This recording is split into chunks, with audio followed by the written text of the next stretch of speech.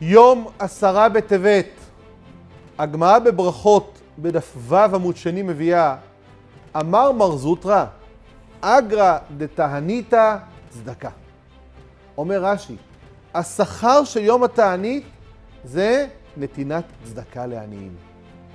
המאירי בא ומסביר בדברי הגמרא, מטרת התענית היא לא התענית, היא לא לצום, היא לא לחסוך קלוריות מהגוף.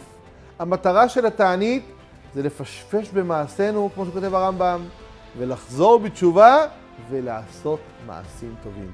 מה יותר יאה ביום שכזה, שכל אחד ישתדל לעשות חסד עם מה שהוא יכול, אם זה בגוף, אם זה בממון, אם זה בהארת פנים לשני, ואז נועיל ביום התענית הזו, שאגרא דתעניתא היא צדקה, עם עשיית מעשים טובים. אנא, כל אחד, כל אחת, היום עשייה, צדקה וחסד. בשורות טובות.